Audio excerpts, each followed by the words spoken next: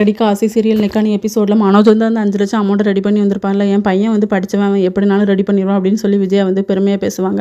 அப்போ ரவி சொல்வார், இந்த வீட்டுக்காக முத்து வந்து ஓடிட்டு அலைஞ்சானே, அப்போ பணம் தேவைப்பட்டுச்சு, அப்போ எங்கே போச்சு அவன் படிப்பு, நீங்கள் எப்போ பார்த்தாலும் அவனுக்கு தாம்மா சப்போர்ட் பண்ணுறீங்க அப்படின்னு சொல்லி. அடுத்த சீனில் மனோஜ் வந்து ரோஹிணிக்கு கால் பண்ணி சொல்வார், நாளைக்கு 10 மணிக்கு வீட்டுக்கு வந்துடும், அமௌண்ட் ரெடி ஆகிட்டு சைன் பண்ணி தந்துட்டு கிளம்பிட்டே இரு அப்படின்னு சொல்லி. அதுக்கப்புறமா நம்ம ரோஹிணி வந்து தேம்பி தேம்பி அழுவாங்களா, அவங்க அம்மா வருவாங்க. என்னம்மா பிரச்சனைன்னு சொல்லி கேட்கும்போது மனோஜ் வந்து பணம் ரெடி பண்ணிட்டானாம்மா, நாளைக்கு வந்து சைன் போட்டு வாங்கிக்க சொல்கிறான், என் வாழ்க்கையே போச்சு அப்படின்னு சொல்லி அழுவாங்க.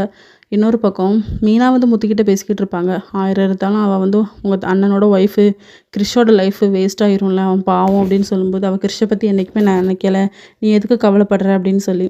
இன்னொரு பக்கம் ரவி வந்து ஸ்ருதிக்கிட்ட சொல்லிக்கிட்டு இருப்பாங்க, எங்கள் அண்ணன் லக்கு தான் தெரியுமா, அவனுக்கு 3 கல்யாணம் அப்படின்னு சொல்லிக்கிட்டு இருக்கும். ஃபஸ்ட்டு ஒரு பொண்ணோட லிவிங்கில் இருந்தான், அதுக்கப்புறம் இன்னொரு பொண்ணை கல்யாணம் பண்ணிக்கிட்டான், இனி இன்னொன்று அப்படின்னு சொல்லி. நீனு வேணா இன்னொரு பொண்ணு பார்த்துக்க வேண்டியதானே அப்படின்னு சொல்லும்போது, எனக்கு நீ தான் எப்போவுமே பெஸ்ட்டு, நீ 90 பொண்ணு என் பின்னாடி தான் அலைஞ்சு அவளை நான் என்னைக்காவது பார்த்துக்கிட்டேனா அப்படின்னு சொல்லிட்டு.